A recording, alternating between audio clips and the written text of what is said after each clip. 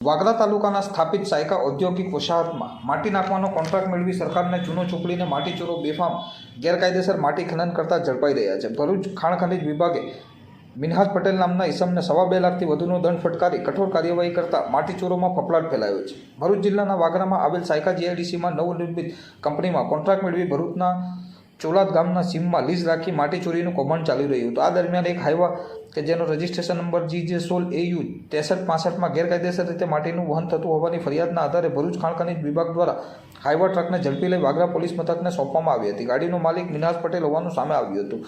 આ હાઈવામાં ગેરકાયદેસર રીતે માટી લોડ કરી રોયલ્ટી વિના જ કંપનીમાં ઠાલવવામાં આવી રહી હતી।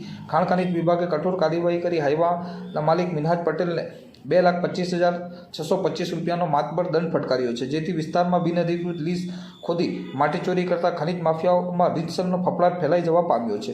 ઉલ્લેખનીય છે કે વાગરા તાલુકામાં 3 જીઆઈડીસીને મંજૂરી મળ્યા બાદ સેંકડો ઉદ્યોગો સ્થાપાયા છે અને હજુ પણ અનેક ઉદ્યોગોનું નિર્માણ કાર્ય ચાલી રહ્યું છે, જેમાં પ્રિન્ટ લેવલ માટે માટીની જરૂર પડતી હોય ટેન્ડર પ્રક્રિયા કરી કોન્ટ્રાક્ટ આપવામાં આવે છે, પરંતુ કંપની સંચાલકો અને ખનીજ માફિયાઓ ગેરકાયદેસર રીતે સરકારને ચૂનો ચોપડી માટી ચોરી કરી રહ્યા છે। ભૂતકાળમાં પણ આવા અનેક કેસોમાં ખાણ ખનીજ વિભાગે કાર્યવાહી કરી લાખોનો દંડ વસૂલ કર્યું છે। વર્તમાનમાં પણ ખાણ ખનીજ હજુ તટસ્થતાપૂર્વક તપાસ કરે તો ઘણા ખનીજ માફિયાઓ માટી ચોરીમાં ઝડપાઈ શકે તેમ છે। મંજૂરી કરતાં વધારે માટી ખોદી કાઢવી, ભૂગર્ભ જળ આવી જતા સુધી ખનન કરવું, રોયલ્ટી વિના માટી ભરી જવી અને વધુમાં ઓવરલોડ હાઈવા ભરી કરોડો રૂપિયાની કમાણી કરી ખનીજ માફિયાઓ બેફામ ફાટી નીકળ્યા છે, જેમાં ખાણ ખનીજ વિભાગ, વહીવટી તંત્ર તેમજ પોલીસ તંત્ર તપાસ કરે તો અનેક મોટા કૌભાંડ ઝડપાઈ શકે તેમ છે। હાલ તો મિનહાજ પટેલ નામના ખનીજ ચોર વિરુદ્ધ ખાણ ખનીજ વિભાગે કાર્યવાહી કરી દાખલો બેસાડ્યો જ છે।